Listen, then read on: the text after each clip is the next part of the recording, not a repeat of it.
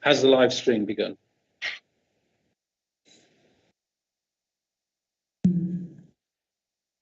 It started, Chair. As you know, that. Okay. So welcome to this hearing of the Subcommittee of Licensing and Public Protection Committee of Birmingham City Council. I'm Councillor Philip Davis. I'll be chairing the hearing today. Before we start, could I ask everyone to mute their microphones for the moment, as that will assist sound quality, broadband, etc. And keep your cameras turned off, other than the members who are presiding today. Committee members usually keep the cameras kept on for the duration of the hearing. And again, I think you'll know we need to keep our mobile phones off and minimise any potential distractions from TVs or radios, etc. And it's vitally important, for obvious reasons, that those attending the meeting making representations are able to hear me and the members of the subcommittee officers. Any distractions could result in the meeting being temporarily suspended or to another date and time for the regulations for these types of hearings. This is a public meeting and is therefore being live streamed on the City Council's website so that the general public can view it. The formal agenda is as follows. Item 1, notice of recording webcast. I advise the meeting to note that this meeting will be webcast for live or subsequent broadcast by the Council's meeting YouTube site, and that members of the press and public may record and take photographs except where there are confidential or exempt items. Item 2, declarations of interest.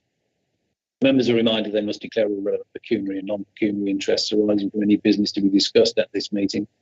If a disclosable pecuniary interest is declared, a member must not speak or take part in that agenda item. Any declarations will be recorded in the minutes of the meeting. Item 3, apologies and notifications of nominee members. Apologies were submitted on behalf of Councillor Solomon Moran, and Councillor Penny Wagg was the nominated substitute member, and she attends today. So again, can I welcome you in respect of Oasis Lounge, 30 to 31 Lower Tower Street, Birmingham, B19 3NH. As I said, my name is Councillor Philip Davis and I'm chairing the meeting of the Licensing Subcommittee today. And with me are Councillors Mary Locke and Penny Wagg. Also present in the meeting are the following officers: Mr. Bipinda Nandra, a licensing officer, the committee manager, Ms. Katie Townsend, and the committee lawyer, Ms. Joanne Swanford. And if I come to the parties now, firstly, the applicant in terms of the review, West Midlands, please. Good morning, Chair. Hiram Taj here, Licensing Officer. I'm also accompanied by Mark Swallow, Licensing Officer, West Midlands, please. Okay. And which of you is going to lead in terms of the presentation? It will be Hiram Taj, sir. Mr. Taj. Okay. Thank you for that. You're welcome. Okay. Thank you. And again, we know the license holder is not here, Daniel Otamiri. Ms. Clover, you're present. Mr. Moore, the agent, is present, and Mr. Leonard Eshasimua, new premises license holder, proposed, and Nicodemus Cadilla, new designated premises supervisor, proposed. Okay, Yes. thank you. Yes, we are. Yes, we are. Okay. So if I may address Mr. Taj and Ms. Clover. Mr. Taj, first, do you want to withdraw any of your representations at this stage of the hearing? No, Chair. No? I think it's important Ms. just to alert the committee that there has been an agreed position between the applicant, the police, and the premises. So to a certain extent, I think that the police have shifted position. I don't need to call it withdraw representation, but that's an important point to note. Okay, thank you. Yes, we were aware that there had been some discussions, and we look forward to hearing about those. So thank you for that. I assume all parties have read and understood the Licensing Committee's procedural rules sent out with the notice of today's hearing. Please note the nature of today's proceedings. I may at my discretion amend the procedural rules to reflect the fact that the meeting is taking place online, but any such amendments will not impact on the parties' right to a fair hearing. We use the chat function, as those who've been to these hearings before will know, as a sort of backup to our communication, and you'll find that button on the toolbar. If we could at this stage all confirm that we have use of the chat by typing in names, that will also help with the record of attendance. So I'm just putting my name in now. If we could all do that, we can then proceed. Okay, thank you for that. And let me just get the main screen back up. There we are, good. Okay, we keep the chat column open as a backup communication with the state. I think we've got a in our audio. And again, with the exception of subcommittee members, if you're not speaking at a particular point, please keep your camera off unless you're the person who is communicating at that point. If there are problems with the bandwidth, I may ask everyone to turn the cameras off, including members. Okay, so we're now on to preliminary points. So, Mr. Taj, is there any preliminary point you wish to make? Yes, Chair. As Ms. Clover touched upon, we have worked with the licence holders and the new proposed licence holders coming in, and we have reached an agreed position with them. Okay, thank you for that. Ms. Clover, anything to add to that? No, thank you, Chair. No, that's very helpful. Thank you. Okay, thank you very much for that. So now we can move on to the licensing officer's report. So, Mr. Nan, if you could report, please. Thank you, Chair. On the 11th of May 2022, Superintendent Munro, on behalf of West Midlands Police, applied for a review under Section 53A of the Licensing Act 2003, as amended by the Violent Crime Reduction Act 2006, of the premises licence granted to Daniel Otamiri in respect of Oasis Lounge, 30 to 31 Lower Tower Street, Birmingham, B19 3NH. The purpose of the report is to review the premises licence following an application for an expedited review under Section 53A of the Licensing Act 2003. The application was accompanied by the required certificate, which is attached at Appendix 1. Within 48 hours, excluding non-working days of receipt of an application made under Section 53A, the licensing authority is required to consider whether it is appropriate to take interim steps pending determination of the review of the premises licence, such a review to be held within 28 days after the date of its receipt, review that licence and reach a determination on that review. Licensing Subcommittee A met on the 13th of May 2022 to consider whether to take any interim steps and resolve that the designated premises supervisor be removed and that the premises licence be suspended pending a review of the licence. A copy of that decision is attached at Appendix 2. The review application was advertised by the licensing authority in accordance with the regulations. The closing date for responsible authorities and other persons ended on the 26th of May 2022.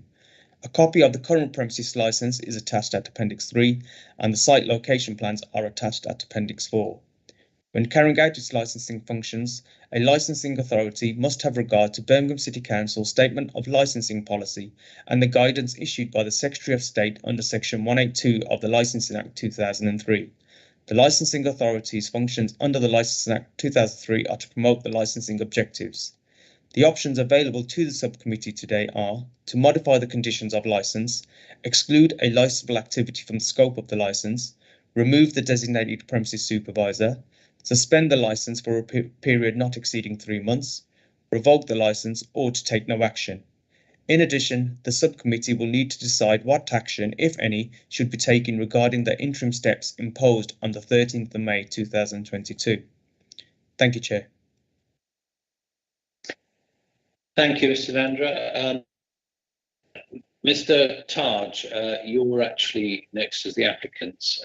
If I could remind you that we need to hear from you in the context of what should happen, reference the interim steps, and also whether the proposed new licence holder and proposed new designated premises supervisor are acceptable as nominees by the police.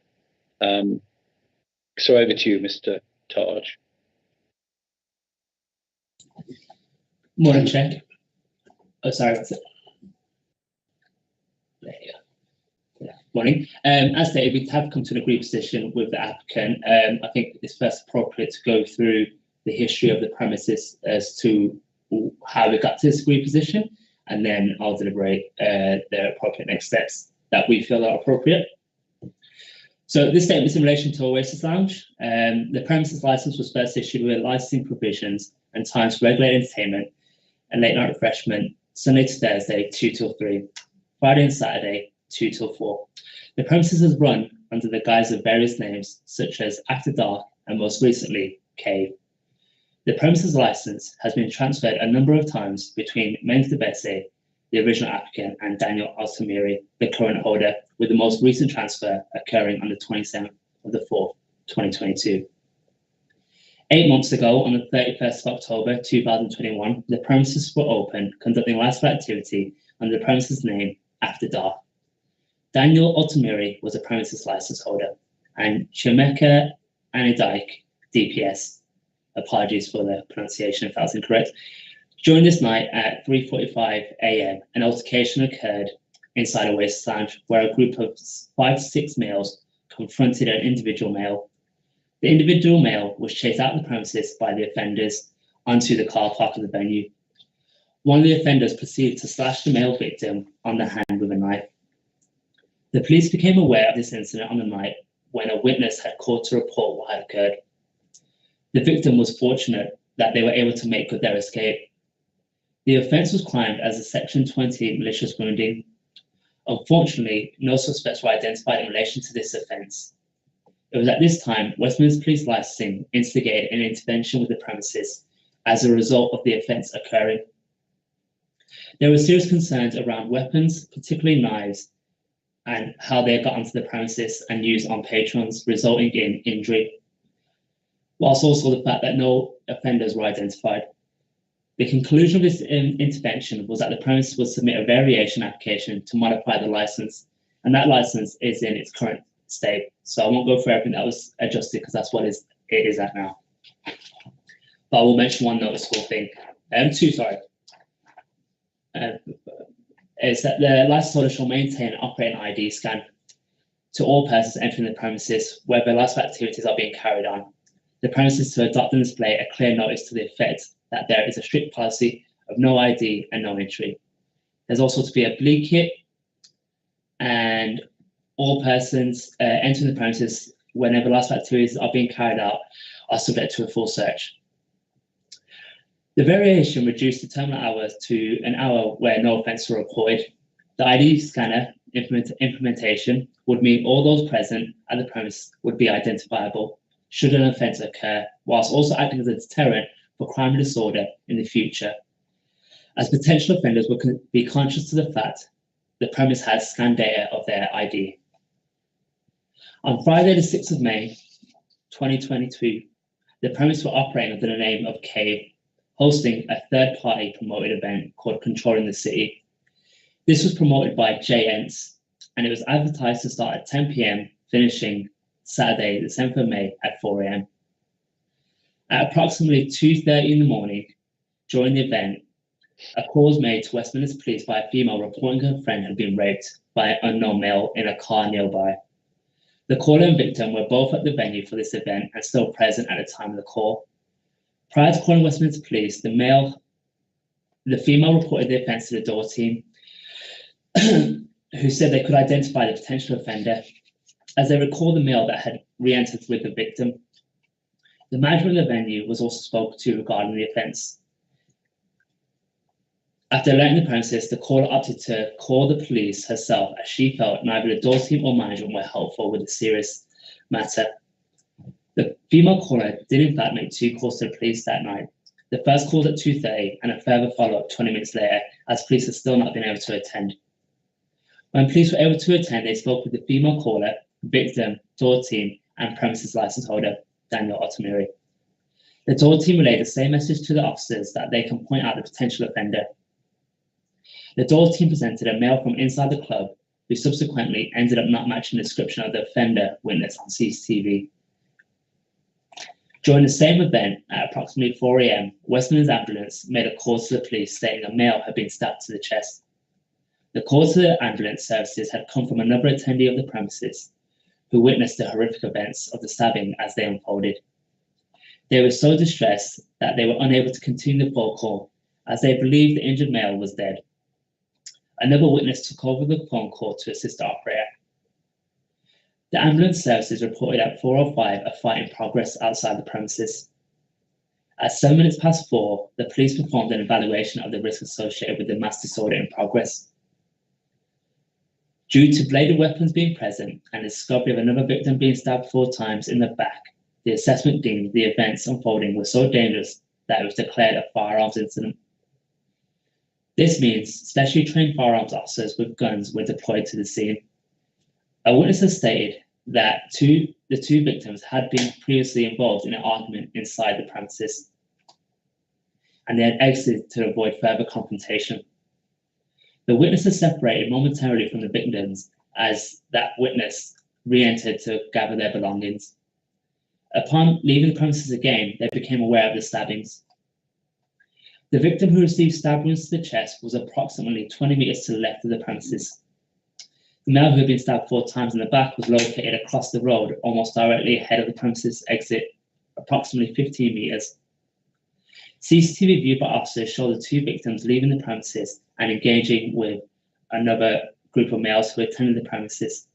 This engagement results in a mass disorder. Now, there have been a number of managerial failings that are West found and a deliberate repeated occurrence with disregard to the licensing objectives, as opposed to the promotion of the licensing objectives. West Midlands Police have continued to work with the premises since the date of the hearing, of the expedited hearing. Since that hearing, as a result of this work, an agreed position has been reached, which West Midlands Police addresses the failings associated with the license and can allow the premises to continue to operate. Would you like to go through this agreed position? Yeah, okay. Yeah. Sorry, you froze there, so make sure it was still connected.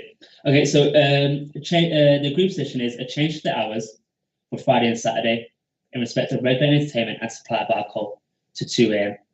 This is deemed appropriate because this was before a time where incidents had occurred. A last entry time of 1 a.m. There will be CCTV covering the ID scanner. There will be no involvement by the previous premise license holder and designated premise supervisor in the management and operating of the premises. Additionally, the security company employed by the premises will be ACS approved.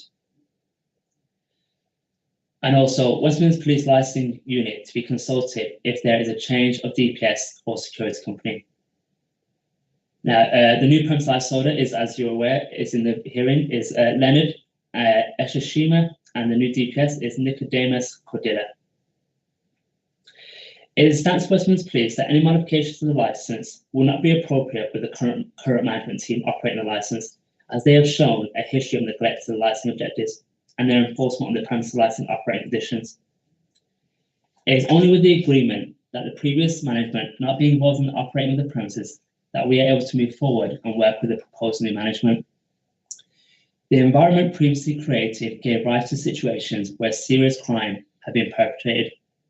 The changes proposed can ensure there is not a repeat of such situations reoccurring, and believe the proposed new holders understand the gravity of the failings previously, with their willingness to propose these modifications to the license they wish to inherit. And thus we believe the new premise license holders will be able to operate within operating conditions and promote the licensing objectives. Thank you.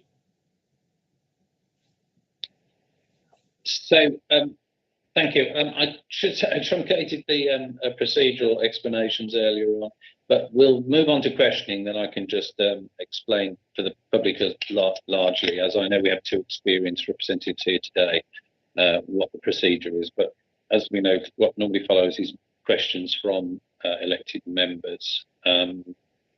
So can I just say, Mr. Taj, I asked whether the proposed new license holder and the designated premises supervisor were acceptable to the police. I take it that is the case. You're telling me that is the case. Yes, that is the case. Okay, thank you for that. And what are you proposing in terms of the interim steps? I mean, clearly the interim steps removed the old license holder and the DPS, so those are still effective. Is that your view? Yes, and I think it'd be appropriate if this agreed position would replace those interim steps. Okay, thank you for that clarification. Yes, I'll just go to my colleagues, and as I say, I'll return to the procedure and just explain that for the public. Councillor Locke, do you have any questions? No, thank you, I don't. Okay, Councillor Wagg? Not at this present moment, thank you. Okay, we will have a chance to question the representative for the premises shortly. Okay, if I could just correct my procedural error, just to say that we're allowing 20 minutes each to each representative to state their case. There will be 5 minutes to sum up at the end. We don't normally allow cross-examination, though that can be allowed upon this. And if we need to take any legal advice or other advice, we will adjourn, stop the live stream and go into private session. Will come to public session. The notification of the decision will be within the time limits for this type of appeal. Okay, those are really the procedural areas. I'll just move on now to Ms. Clover representing the premises. Thank you, Ms. Clover. Thank you very much indeed, Chair. There are really two aspects to this case. I'm not quite sure if any of the councillors dealt with the summary review stage. It doesn't particularly matter, but you may have that background to this case or may not. But this is the full review, obviously, where you now need to decide what happens to these premises going forward. And as I say, there are two aspects. One is looking at the incidents that are being alleged that formed part of the superintendent's report for the summary review and have largely just been repeated by PC Taj in reading out that statement. And the second aspect is the position going forward, which is really what I want to devote my time and attention to, because we have this complete change of guard. We've got a complete management reset from premises licence holder down. Now, you obviously know that you haven't got the power to replace a premises licence holder in a review, but you can take action in regard to the licence in the knowledge that it is about to be transferred imminently to a new premises licence holder. That is the case. The applications are in both for the new premises licence holder, Mr. Leonard Chessimur,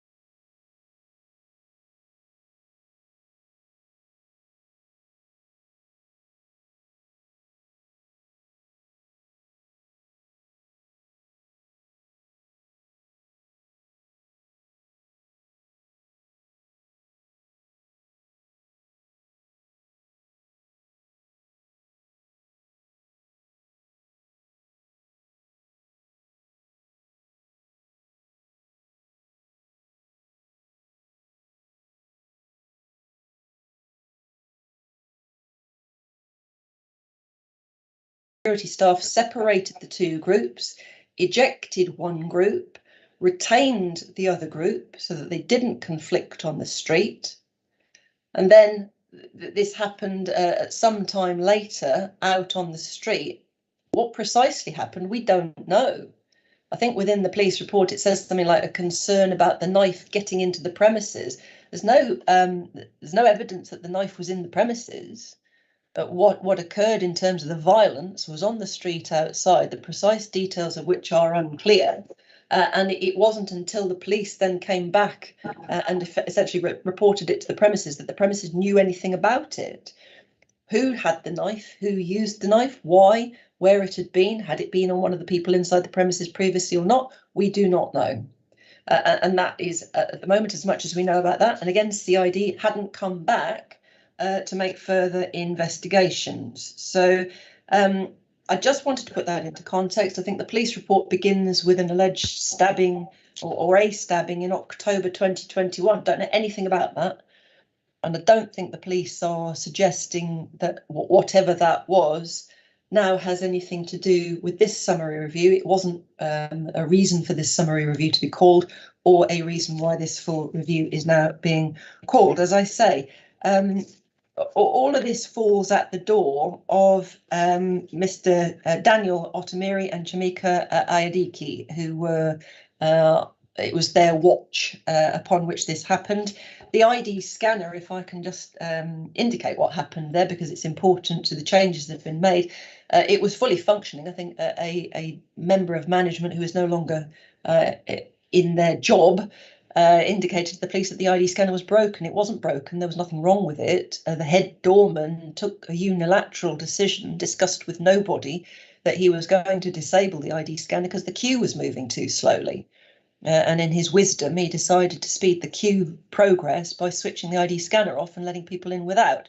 Now, that's not acceptable.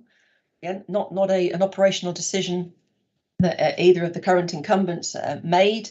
But the door security company has been dismissed on that basis, and a new one is appointed. The premises haven't been open since the summary review, since the suspension. There was some discussion as to whether it was going to be appropriate to attempt to lift interim steps pending this full review. The decision was made not, primarily because there's not only going to be a change of guard, but a complete change of style for the premises as well. This will no longer be a nightclub. The hours are reduced by way of agreement with the police. The style will now be more of a restaurant bar. No vertical drinking. The ambience, the refurbishment will be seated, predominantly seated clientele, predominantly for food, waitress service. That's the intention.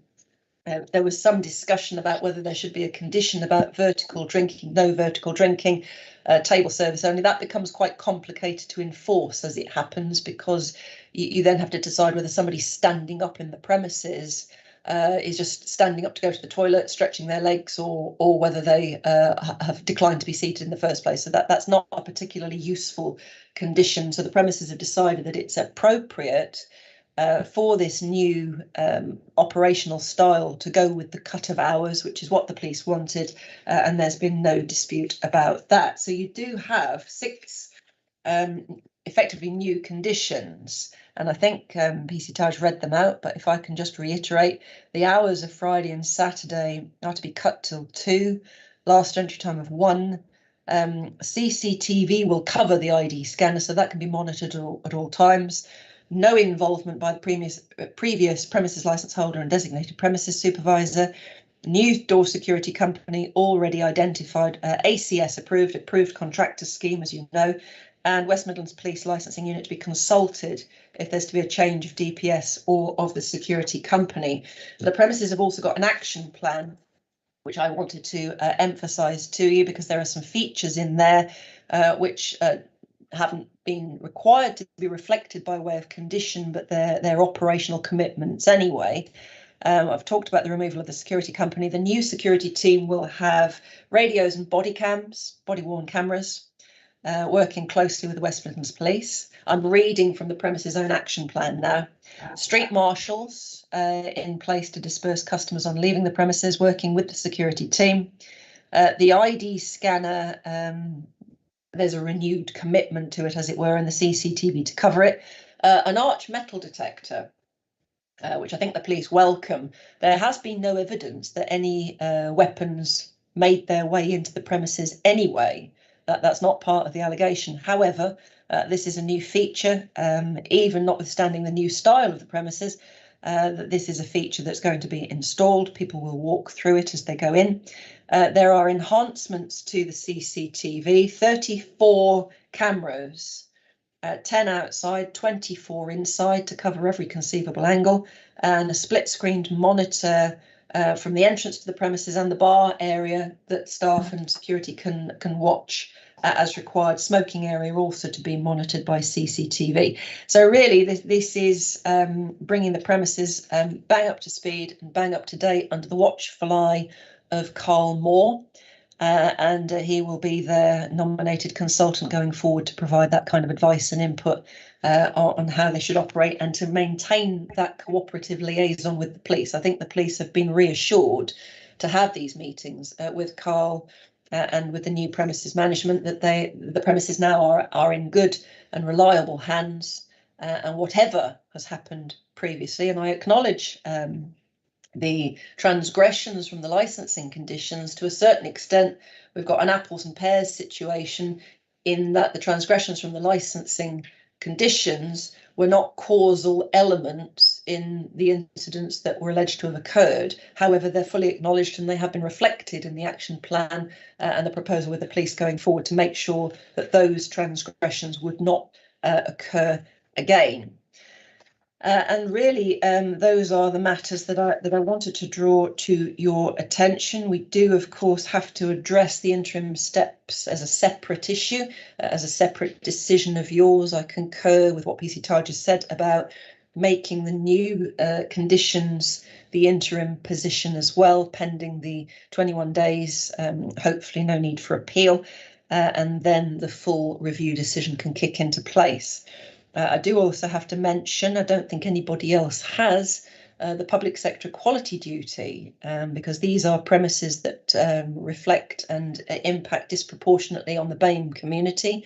That is something that the committee would have to take into consideration were they to be thinking of doing anything other than a position that the premises and the police have agreed with each other. They would then have to go through that process of deciding whether their decision, should it be something different, I'm sure it won't be, but should that be the case, whether their decision was reasonable and proportionate in the context not only of the Licensing Act 2003, but also the PSED.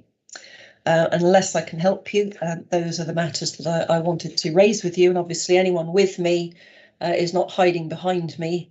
They're very willing to answer any questions that you may have, but obviously it's thought suitable that I make the presentation to you. Thank you. Okay, thank you very much for that. If that's the presentation, we'll just ask members if they have any questions. Councillor Locke, have you any questions? No, thank you. No, nothing. Councillor Wagg? Not at this presentation, thank you. Thank you. So just from me then, Ms. Clover, essentially your position is that the key breaches were really the breach of hours and the ID scanner being turned off. Those are the two matters which were provable.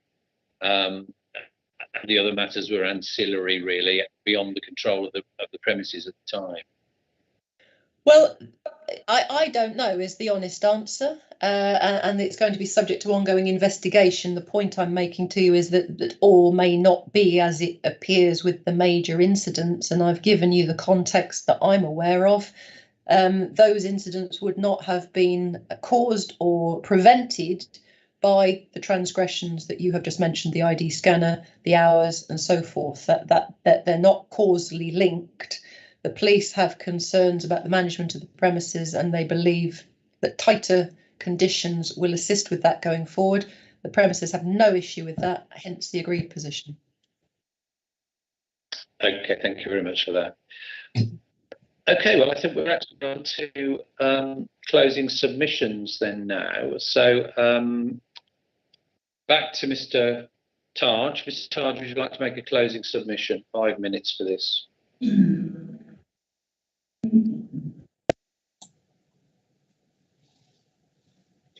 Thank you, Chair. Yeah, just to reiterate earlier points, as detailed before, there's been a number of operational issues, failings with the premises. If the premises had operated in accordance with these operating conditions, then we believe these incidences wouldn't have occurred, such as abiding by their times, operating the ID scanner. There was another condition about notifying West Midlands Police with a risk assessment and security risk assessment. These are all things to negate issues happening, and none of these were followed. And this is why we say it could have been prevented, all these serious incidents. A lot of things were mentioned in Ms. Clover's presentation. Seems to be a bit of confusion with the statement that was put forward by myself. Just like to reiterate, it was a chronological stated statement where I've gone through the events as they occurred. So when we're saying about the premises weren't helpful at the time, that was indeed true. Obviously, later on, we do agree that they have been helpful. As I said, they've got information they wish to provide us, and we do agree with those statements. And because they have been helpful with certain matters, and we've agreed to change the license in a certain way, that's why we've come at this agreed position. And that's why we do believe now that their premises can operate, if they do, within their operating conditions and promote the licensing objectives. Thank you. That's it. Okay, thank you for that. So Thank you. to Ms. Clover for the licence holders closing submission. Thank you, Chair. Well, I don't think there's a great deal more to be said. I think it's helpful to the committee for the police and the new incumbents to focus on what they agree about rather than fighting about what they don't agree about, because what they don't agree about doesn't actually make any difference at this point in time. I maintain everything that I have said, but the important point is to look forward. That is what licensing does, and you know that's how licensing works. It's a forward-looking regime. It's all about solving problems. It's all about getting transgressive premises or transgressive operators back on track. We appear now to have a position that the police agree would put these premises back on track in safe hands. And so I thoroughly commend this agreed position to you, and I don't have anything else to say unless the committee feels that for any reason they would not follow the agreed position, in which case I would invite an opportunity to address the particular concerns that the committee had as to why they might not follow the agreed position, and only in those circumstances would I have anything else to say. Thank you. Thank you for that. So thank you. I think that is the evidence the committee will need to consider today. And so can I thank you, particularly Ms. Clover and Mr. Taj, for your assistance to the committee today, and indeed to all those others who have attended. We will now adjourn to deliberate, and I'll ask all parties to leave the Teams meeting. Members of the committee and the committee manager will go into private session while the subcommittee makes its decision. As I indicated, notification of the decision will be within the time limits for this kind of hearing. So thank you very much for your contributions today, and I now close the public hearing. Thank you. Thank you, Chair. Thank you, councillors. Thank you. Thank you.